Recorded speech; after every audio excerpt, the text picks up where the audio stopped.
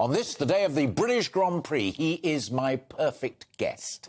He drove a bit himself, karts, when he was a youngster. He owned a team which did pretty well and has become one of the most authoritative voices in Formula One. I am delighted, on what is a very busy day for him, that Eddie Jordan has taken a pit stop to chat to us from the Channel 4 production office, and Channel 4 are covering the race live. Eddie, it genuinely is a real pleasure to see you. Thanks for finding time for us. The British Grand Prix, one of the biggest events on the sporting calendar, 500,000 people and sold out way back. What's the buzz like?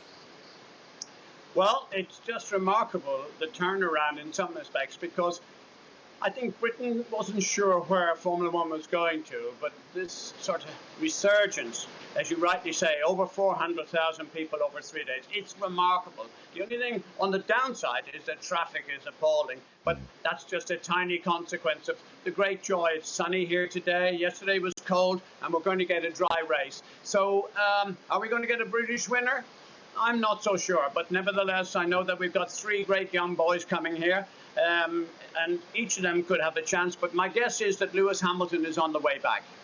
Ah, magic music to my ears, because I had noticed as well when I watched a bit of the qualification yesterday, but 5 Brits in the top 10, with those brilliant youngsters like Lando Norris and George Russell. But Lewis Absolutely. In number 5, middle of the pack. But goodness me, what an improvement from the start of the season.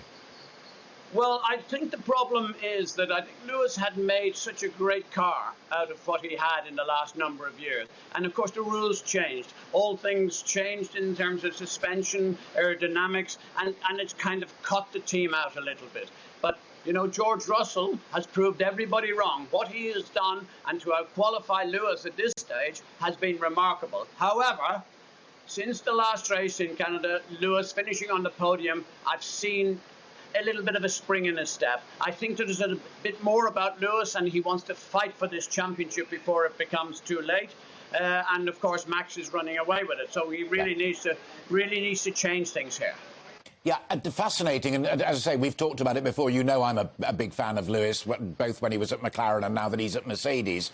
And I think there was a really interesting indication of the character and quality of the man when the British crowd took against Max Verstappen. There was a bit of booing, and it was Lewis himself who came out and said, no, that's not on, that's not how we Brits do it. Let's move on and let's race the race. But he's right, isn't it? Because whether you like it or not, you look at whatever sporting event, whether it's Wimbledon, whether it's the Open Championship in golf, whether it's motor racing, there is a feeling amongst the competitors, you know, forget the politics. Let's try and do what we do best, which is sportsmanship. And let's be very clear about what Lewis has done, not just for himself, but his family, what motor racing in Britain, everywhere throughout the world. He is revered. He is a 7 times world champion, and his voice has to be and must be heard. And I think he was absolutely right to say, this is not a question of booing here. This is a matter of fact. He is our world champion. Let's respect him for that. Irrespective of how that happened, he is the world champion. Let's respect him. Yeah. On the Nelson Piquet comment and his inappropriate offensive language, the use of the N-word, whether it was in Portuguese or English, but that's what Piquet said, Lewis seemed less forgiving about that. There was real outrage on his part. And also, to be fair, Eddie, real outrage on the part of pretty well everybody in the sport. Beyond doubt, that is 100% supportive of Lewis. What Lewis has done from his family, I actually went to do a piece. I did a Top Gear event in Grenada for him, and the adoration that he has there and every other place throughout the world. For Nelson Piquet, who I knew well and drove with him and against him in the junior categories in Formula 1, it's a shocking thing for him to say. There was no need for him to say such a thing, no matter what he felt about it. And his apology, I'm sorry, just doesn't stand up. And I think Lewis has taken this to heart, because here's a guy who has been embraced by the sport. He was a great champion, but nevertheless, this is grossly unacceptable in any walk of life by any personality, irrespective of who it is. Just quickly on the point of judgment, and I've got 1 or 2 other genuinely sporting questions to ask you, but what on earth was Ecclestone up to, going on television and saying he's still a supporter of Putin, he'd take a bullet for him?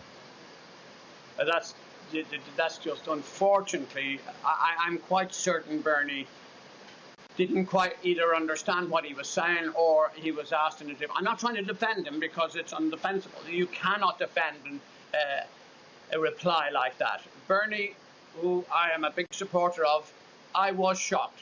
I was horrified and I was so disappointed because when you see, if you see the pain and the conflict that's going on with people, their own people in Russia, and also what's happening in Ukraine. It was an unbelievable thing for Bernie to say, and it's inexcusable. I don't know how you even come back from there, and I'm sure Bernie is so upset about what he said, because I'm sure he didn't mean to say it in the way it was said. Nevertheless, he is accountable for his own actions, and he knows this was said, and it's unacceptable and hugely wrong for him in the position that he was in. Well, if you see him, tell him he's welcome on this programme to try and explain it and put it in context. Because I think he should do that because. I do but too. I'm not sure you can explain. I'm not sure you can explain it because it's so bad. All right, final two questions, Eddie, because I know you've got to dash off because you're covering the Grand Prix live and you've got tons to do.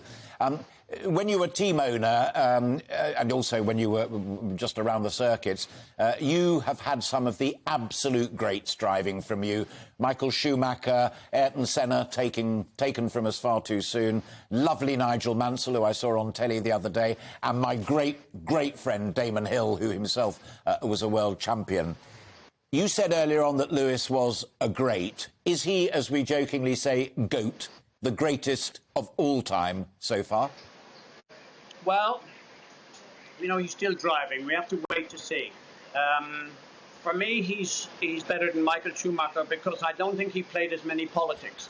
Michael was always interfering with the team as to whether he could pass that guy, and that was contractually an obligation as far as Michael. And I think he damaged his reputation by doing that. The other greats, the greats like Alain Prost, the great like Senna, and other great champions, and a couple of local ones. We got James Hunt and we got Jenson Button, we got Damon Hill, as you rightly say. And what an amazing man that person has turned out to be. Damon Hill has been sensational. We did a gig last night to the fans, and there was thousands of people turned up, and Damon came on stage, he played his guitar with me, I asked him to do it, and the people went absolutely berserk because he is such a man of the people. But anyway, answer the question. I think there's a little bit of time. Is he the greatest of all time, Lewis? If he was to win the 8th title, beyond any doubt, if he can come back from this particular stage with his age and everything else, there's a lot of young talent all pushing for that top place on the podium. You know, it'll be a big ask, and if he's able to come back from that, absolutely he'll be the best. Oh, I couldn't agree with you more. And also, just in passing, Damon Hill, what a hell of a dad as well. Great, terrific, brilliant family man. Final question, really seriously cheeky, another shared passion. Are you going to get down to London after the Grand Prix in time to see the Stones at Hyde Park, or were you there last weekend? I wasn't, which is a pity. And, of course, Charlie Watts, being a drummer, I thought Charlie Watts made people talk about Keith Richards and Jagger and stuff like that, and, of course, Ronnie Wood, who I've had the pleasure of playing with some years ago. But we sadly miss, for me, Charlie Watts was such an inspiration for that band. And, of course, some of our friends, as you rightly say, are dying. But tomorrow is an important day because it's Frank Williams Memorial. And I'm going to do that because Frank, even though there were times I hated him, but there were times I loved him because he was a great man for Britain. He waved the flag, as we all know. And Sir Frank, the memorial is tomorrow, and it's in keeping with everyone here in the paddock is going to try to be there. So it's a big day, and we wish the Williams family every success tomorrow. We'll get you to one of the European gigs. I've got Berlin penciled in my diary to try and pop over there and see the boys again. I'm with you. We'll see you there. We'll share with you. We'll share the play. The best to the Williams family, particularly his lovely daughter. I totally agree with everything you said. One of the great guys. I had the pleasure of interviewing him years ago, and he really is a total British gent. Eddie, it's been a total joy. I floated the idea. We weren't sure. Channel 4 were kind to find time for you. You were kind to find time for us. Enormously grateful. Always a pleasure to see you, and look forward to seeing you soon. Thank you very much indeed. From the bowels of Channel 4, its production office, we say thank you for having us on the show. Thank you. Cheers. Welcome to the GB News YouTube channel. You can watch us live 24 hours a day, catch up on your favourite shows and join in the conversation in the comments below.